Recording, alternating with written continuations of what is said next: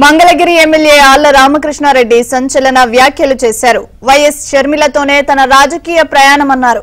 జగన్ రెడ్డి మంగళగిరిలో తీవ్ర అన్యాయం చేశారని వాపోయారు. భవిష్యత్తులో షర్మిల వెంట నడుస్తా అని ప్రకటించారు. షర్మిల ఏ నిర్ణయం తీసుకున్నా కట్టుబడి ఉంటా అని ప్రకటించారు. త్వరలో భవిష్యత్ కార్యాచరణ ప్రకటిస్తా అన్నారు ఆళ్ల రామకృష్ణారెడ్డి. మంగళగిరి నియోజకవర్గానికి నిధులు కేటాయించలేదని, కాంట్రాక్టర్లకు బిల్లులు ఇవ్వలేదని, అలాంటి పరిస్థితి నెలకొందని కామెంట్ చేశారు.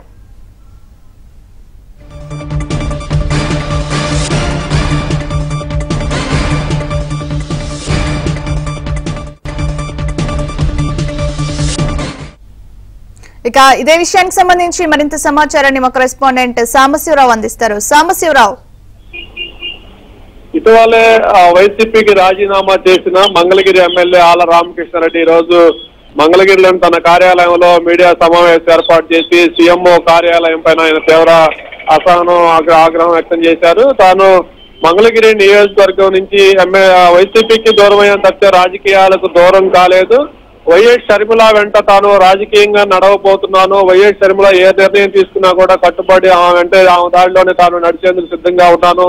భవిష్యత్తు కార్యాచరణ త్వరలోనే ప్రకటిస్తానంటూ కూడా ఆయన ప్రకటన చేసింది. ఇదే సందర్భంలో వైసీపీ ఎమ్మెల్యేగా ఉన్న తనకి మంగళగిరి నియోజకవర్గానికి జగన్మోహన్ రెడ్డి గారిని ప్రభుత్వం నిధులు కేటాయించకుండా ఇబ్బందులు గురి చేశారు. కనీసం కాంట్రాక్టర్లకు కూడా తాను బిల్లులు చెల్లించలేని దుస్థితిలో ఉన్న నేపథ్యంలో తాను ఇక రేపు ఓట్లు ఏ మొహం పెట్టుకుని అడగాలి, అందుకే తాను వైసీపీకి రాజీనామా చేశారని కూడా చెప్తారు. మరోవైపు సీఎంఓ కార్యాలయంలో ఉన్న ధనంజయ రెడ్డి పెత్తనాన్ని కూడా అతను తప్పుపట్టారు.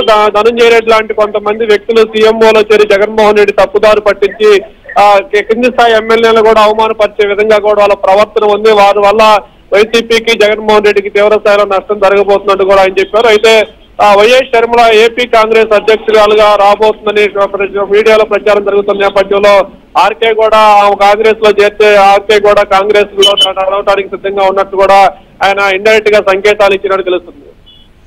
చూస్తున్నాం అంటే ప్రెసెంట్ సిచ్యువేషన్ లో వైసీపీకి రాజీనామా చేసిన తర్వాత కూడా ఆయన నెక్స్ట్ స్టెప్ షర్మిలతోనే ఉంటుంది.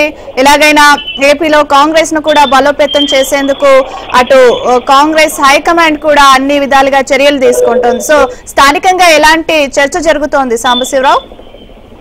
అయితే అసలు మంగళగిరి ఎమ్మెల్యే ఆళ్ల రామకృష్ణారెడ్డికి జగన్మోహన్ రెడ్డికి గ్యాప్ వచ్చిందే వైఎస్ షర్మిల విషయంలో.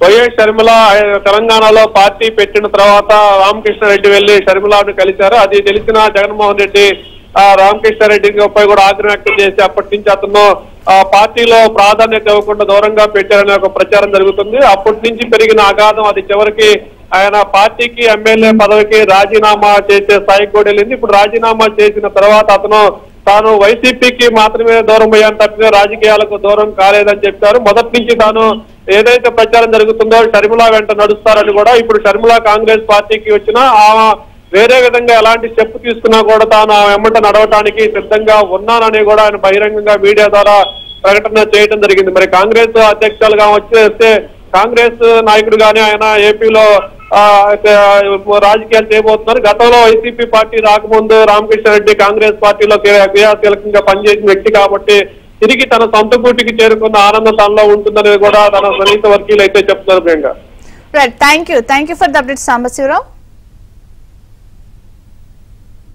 ప్రధానంగా మరి ఈ రోజున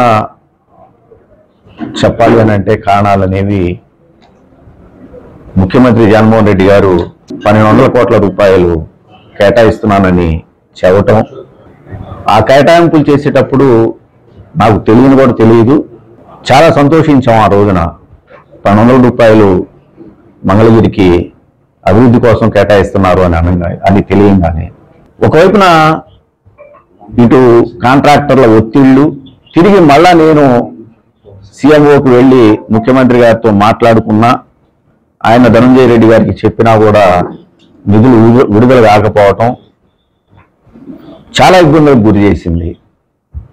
1200 కోట్ల రూపాయల్ని 125 కోట్ల రూపాయలకు కుదించి దాంట్లో రూపాయి కూడా ఈనాటికి కూడా విడుదల చేయనటువంటి పరిస్థితులు.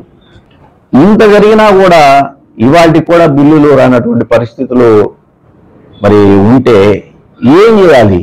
మళ్ళా తిరిగి ఏ మొహం పెట్టుకొని మేము వెళ్ళి ఓట్లు అడగాలి మంగళగిరి ప్రజల్ని?